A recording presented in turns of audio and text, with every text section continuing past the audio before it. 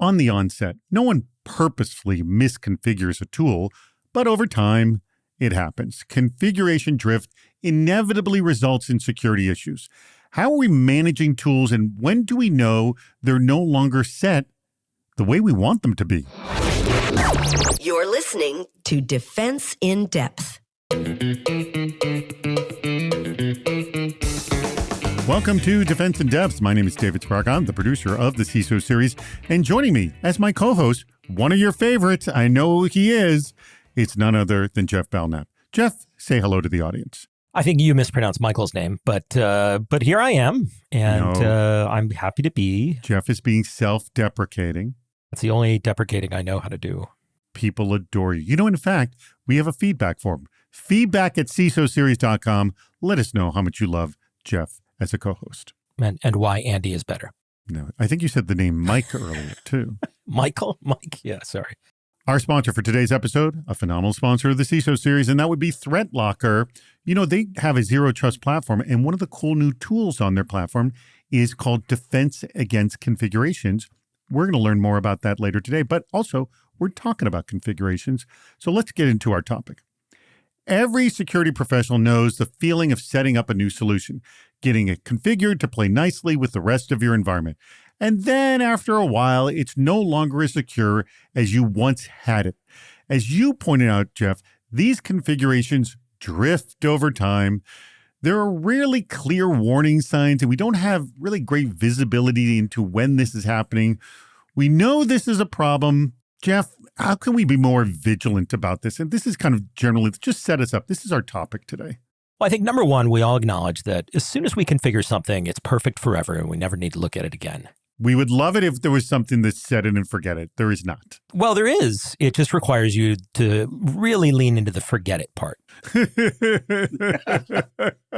If that is not your gig and you would really like a secure environment, I think the most important thing to keep in mind is that unless computers are configuring every one of your devices, which I highly recommend, and even if they are, it is very common that a human will make an unintentional mistake, or a config that you blast out via automation may not be what you expected or may have unintended consequences. If you want to avoid that, the best thing you can do is get involved in managing your configurations, automating that, and figuring out how to detect anomalies across those configurations. It is one of those things that doesn't feel like security, but is primo security. And by the way, we hear so many cases of breaches happen because of a misplaced configuration. It's so unbelievably common. There's also not just a misplaced configuration, but also 3 years from now, you might find out that there's a CDE based on the config that you use that is only triggered in a certain situation. You don't know what your configs look like, you're in trouble. Right. 6 months ago, a year ago, it was perfect. Not anymore. That's right. All right. Helping us out with this discussion actually is our sponsor guest we've had on many times before. We adore him. Even if he does abuse me, even if he does give me a hard time, we still love him. He is a chief product officer over at ThreatLocker, none other than Rob Allen. Rob, thank you so much for joining us. Thank you for having me, David. And can I just say, Jeff, I can't believe you described you as one of our favorites. I mean, that could literally mean any number of other favorites.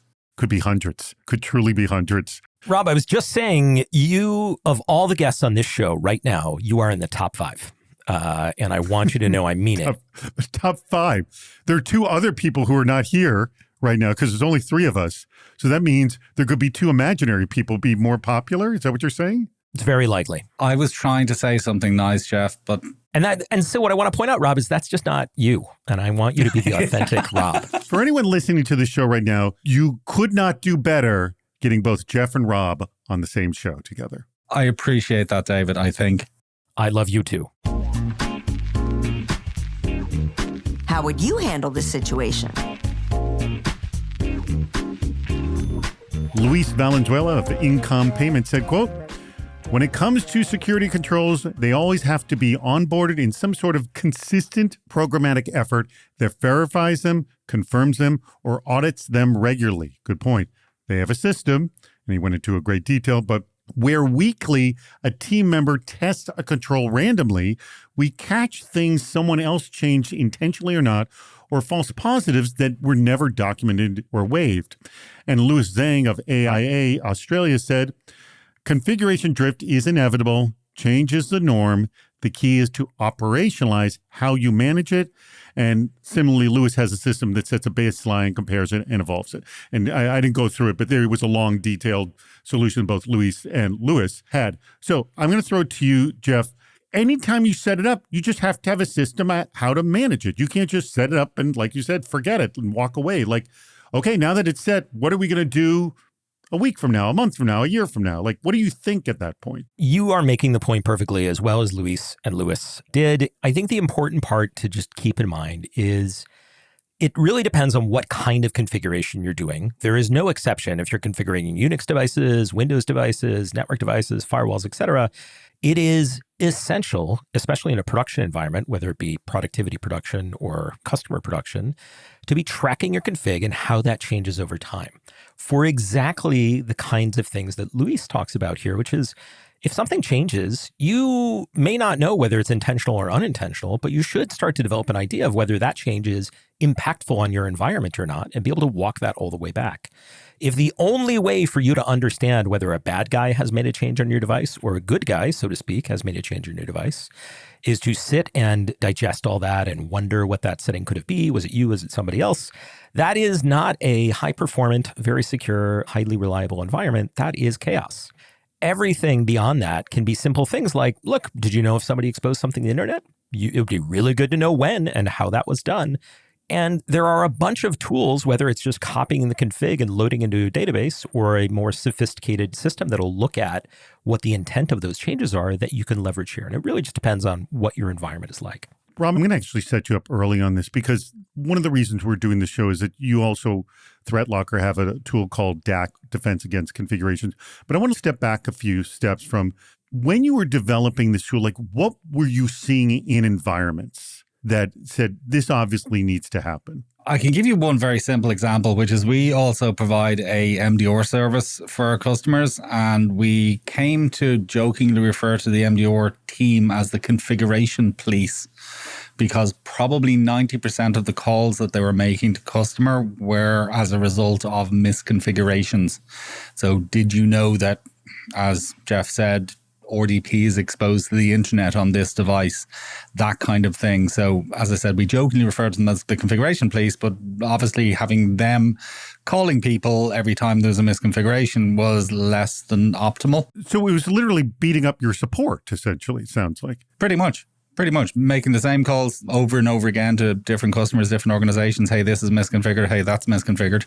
We did build some tooling insofar as we're able to give people advice as to how you can fix the problem, that kind of stuff. But we realized that was obviously not scalable and it's not practical for everybody. I mean, anything that involves human beings is somewhat problematic. I mean, in Lewis's case, I like the idea that we verify things, but the fact that you have a human being checking, auditing and verifying things is probably less than ideal, because the likelihood is that that human being will check the same thing over and over again, or they'll forget to check something, or they won't check it properly. So that's why automated testing and checking and reporting is so important.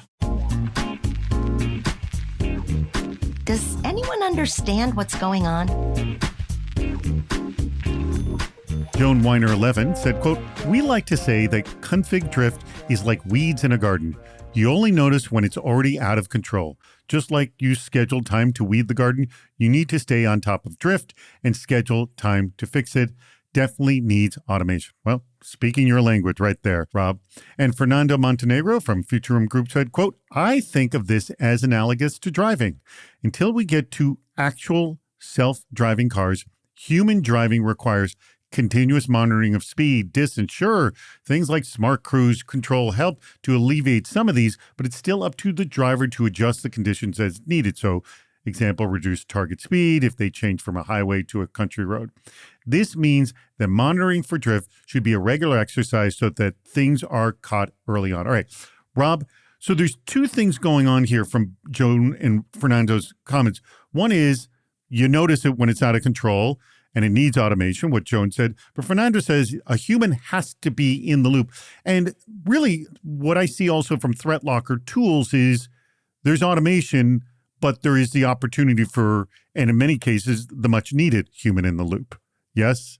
Absolutely. But again, it's not up to the human to find the things that are wrong. I suppose the human is prompted with ways that things that are wrong can be resolved, or we can certainly point them in the right direction as to advice as to how they can fix a particular misconfiguration or problem.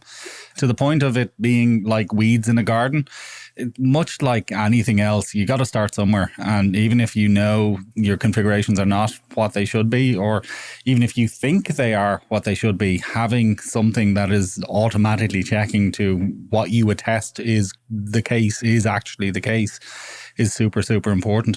Jeff, what's been your success in terms of checking your configurations? What's that mix of human and automation you've done? What programs have you set up? And you can tell me, like, what's failed? Like, you tried this and this didn't work. Well, I've tried a lot of things that didn't work. I mean, I'll say early in my career when I was allowed to touch keyboards on important pieces of equipment, which was long, long ago, you would make it a habit of I'm going to copy and paste the config of each of these devices as I SSH into them. And that way I'll have a notepad on my desktop and I'll be able to just sort of peruse these things. And, that's great. But even as you start to get to 5 or 10 devices, that's too much for you to sort of reconcile across. So even in a small environment where you're doing something simple like just routing people to the internet, it can get very complicated. And while it's better than nothing, it is not good. I currently work at a place where we have a few million devices connected to the network. And I can tell you, it'd be very, very challenging if I needed to know if RDP was open in a certain place and I had to ask a human. And so on our environment, what we do is all of those things go effectively into a database and they can be queried.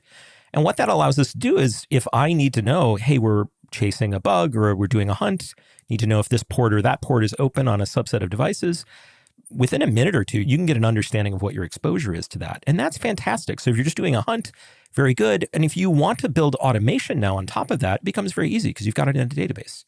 There's amazing amounts of detection and anomalies that you can look for just in your configs if you're treating them like any other kind of telemetry in your environment. Who's our sponsor this week? Well, our sponsor is Rob's company. That would be ThreatLocker. And I want to tell you about this tool I had referenced at the beginning of the show, Defense Against Configurations, or DAC. It delivers clear visibility into system risks by continuously scanning endpoints. But built directly into the ThreatLocker agent, it identifies misconfigurations, weak firewall rules, risky USB permissions, and default Windows settings that weaken your defenses so you can address them before they're exploited. Findings are also mapped against compliance frameworks, including NIST, CIS, HIPAA, and ISO 27001, with actionable remediation guidance to simplify security hardening and audit preparation. The platform updates daily, providing administrators with the most current view of their environment without added performance impact, additional agents, or complex integrations. By consolidating configuration risks into a single dashboard, ThreatLocker Defense Against Configurations, or DAC, streamlines compliance, reduces attack surfaces, and strengthens overall security posture. You can see how ThreatLocker makes it easier to secure and maintain a compliant environment. Go to their website, threatlocker.com. And you know what? Add the /CISO at the end. Go threatlocker.com/CISO. Easiest way for ThreatLocker to know that you heard about us through the CISO series. Why does it matter? Roshni Chattopadhyay of Microsoft said, quote, "Configuration drift isn't just a nuisance, it's a threat factor." I think we all agree with that. Automated drift detection tools can be integrated into the CI/CD pipelines for real-time monitoring, while audit trails and SIM logging help trace the changes. Now, to stay adaptive, we need to treat all configurations as code, use modular templates, integrate observability for feedback loops, and maintain human oversight for critical decisions. And Gaurav Trivedi, also with Microsoft, said, quote, "Configuration drift is one of the most underestimated risks because it doesn't announce itself. It creeps in quietly and only shows up as an outage or a breach. Back when I was with Azure Networking, I suggested we build a WTFC, what the F change dashboard to show all changes on critical devices in the last 24 hours. Simply surfacing changes in real time gave us a huge leg up in reducing mystery outages. Perhaps most importantly, build a culture where teams understand drift as a security issue, not just an operations nuisance. In environments that never stop changing, the goal isn't to freeze configs, it's to make every change observable, controlled, and reversible. I like that. Observable, controlled, and reversible. That's how drift becomes manageable instead of a silent threat. Jeff, your take on that? Yeah, this is unshockingly the dogma that I follow, which is your configs are a part of your telemetry as much as anything else. And if you want to do detection, you cannot do much worse than understanding when things change on your devices. Sometimes, if bad guys have access to them, they will change things outside of expected change windows. That's a great way to detect it.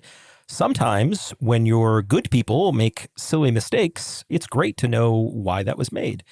Also, I think the other thing that we can't underscore enough here is that configs are incredibly challenging to understand. Whether you're talking about a network device, a security device, or just a endpoint Windows computer, you can't possibly know all the settings on those things anymore. And so understanding what change impacts different features on your machine really requires you to understand the config completely. Rob, I take this to you. These are just some really good advice. And I just really like the idea of just what changed in the last 24 hours, just so we know what's going on. Because if you don't kind of look on a daily basis at what's happening in terms of changes, a change that made last week, last month, that nobody had insight on, all of a sudden could be the big problem. And you would have to do some massive investigation to know what the friggin' hell happened. Yes? What's your take?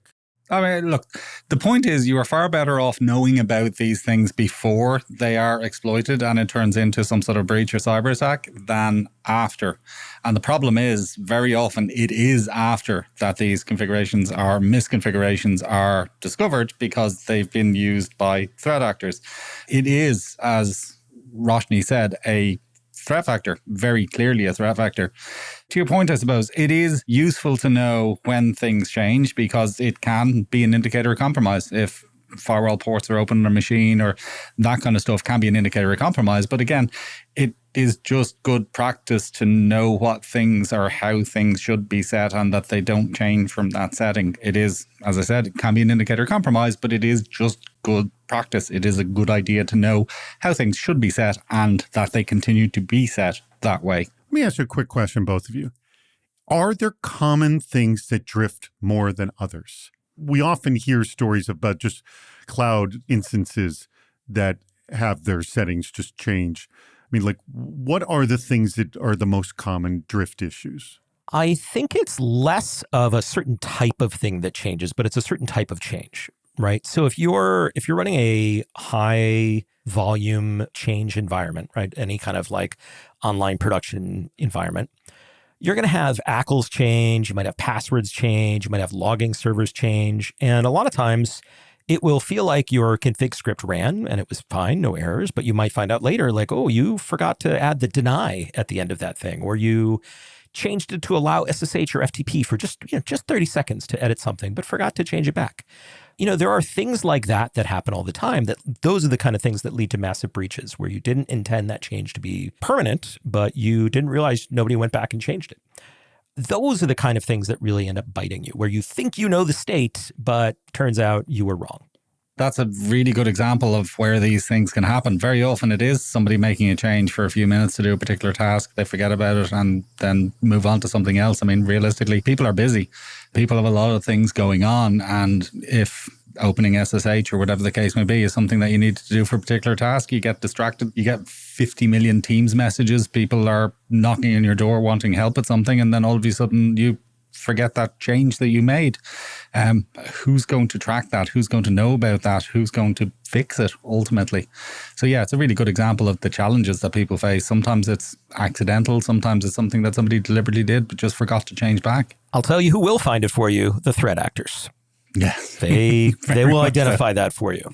Very much so. Good threat actors are like a red team, but you just don't get the report at the end. So it's the trade-off. It's time for this week's security tip. This week's security tip is brought to you by Tenable, the exposure management company. If you think about exposure management by picturing lists of vulnerable assets, you risk something vital. Attackers don't think in lists. They think in paths. Attackers look for the connections between identities, assets, and configurations. These are the relationships that allow them to move laterally through your environment. For example, a single developer's laptop with weak credentials might connect to a privileged identity in Active Directory, which in turn has admin access to a cloud storage bucket containing sensitive data. Now, none of those issues alone may register as critical, but together they form a very clear attack path. That's why exposure management isn't about counting vulnerabilities so much as understanding how systems and people are linked. Using a purpose-built exposure management platform will help you visualize these relationships with attack path mapping and dependency analysis. They reveal the real business risk, how one small misconfiguration could cascade into a major breach. By shifting your focus from isolated weaknesses to interconnected risk, you will transform exposure management from a patching exercise into a true defense strategy. This has been your weekly security tip. To learn more about exposure management, go to Tenable.com.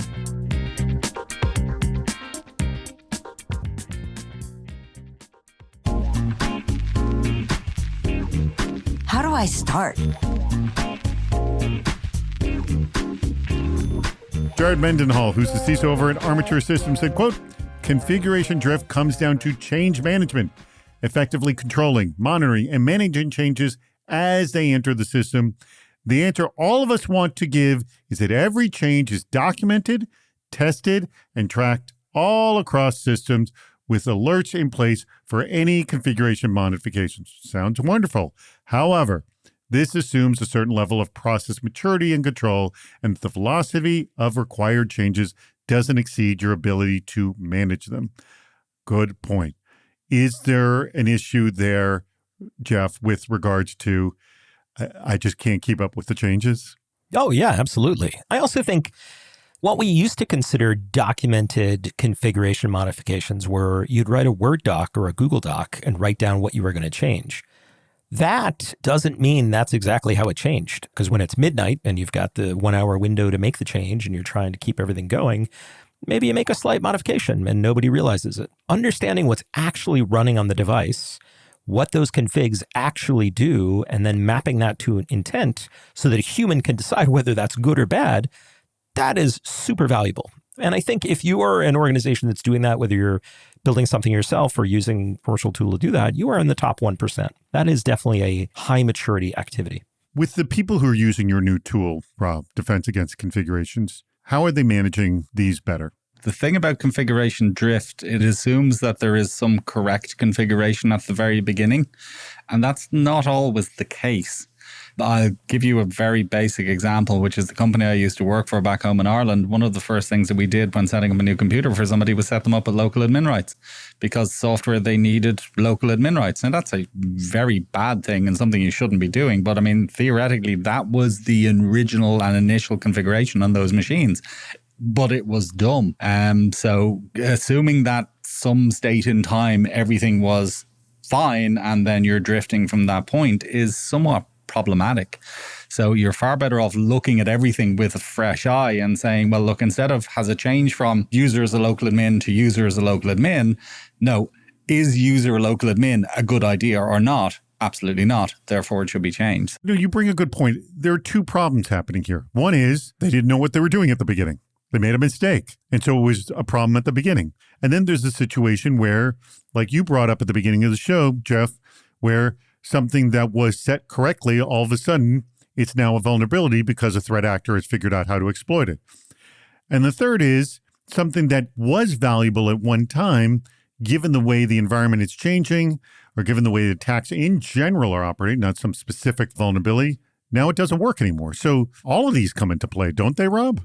Absolutely, which all the more reason as to why effectively a fresh set of eyes, a check to see if, look, we don't care what you think these things are supposed to be or how these things are supposed to be configured. We're going to check and say, well, hey, you might think it's okay for, I know, bad example, RDP to be exposed to the internet, but hey, RDP is exposed to the internet here. Or configuration, as you said, you don't even know changed. somebody did it for 5 minutes, or, a user is working from home, for example, and it's not convenient enough for them to work from home. They want to work for their friend's house and they open up RDP on their home internet, and they're getting a load of failed logons on that machine. Those kind of configurations, those sort of things that may be outside the reach of normal configuration drift do also need to be checked and resolved if possible.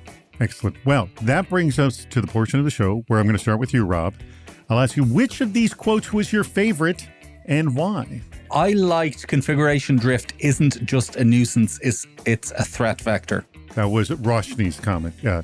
That was Roshni's comment. I like that. I did also like configuration drift is one of the most underestimated risks, but we'll stick with the first one. I'm not going to cheat and take two of them. Well, okay, so you're leaning on Roshni's, but giving an honorable mention to Gaurav. Yes, indeed. Yes, indeed. Okay.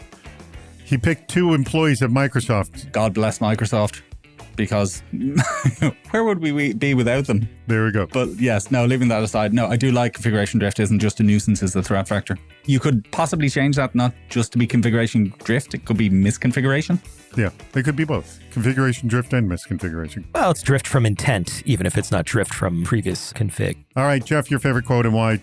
My 2 favorite quotes are the ones he stole. So now that Rob has one-upped me, Sorry. well, I'm going to try not to cheat and just go to the team favorite. But I'm going to go to Lewis here from AIA Australia, who said, configuration drift is inevitable. Change is the norm. Very deeply philosophical. I appreciate Lewis.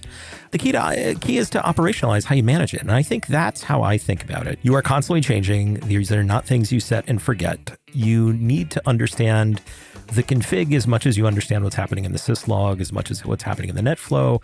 Baking that into your process, both about how you operate those devices, but how you secure them, is essential. Very good point. And that brings us to the very end of this episode.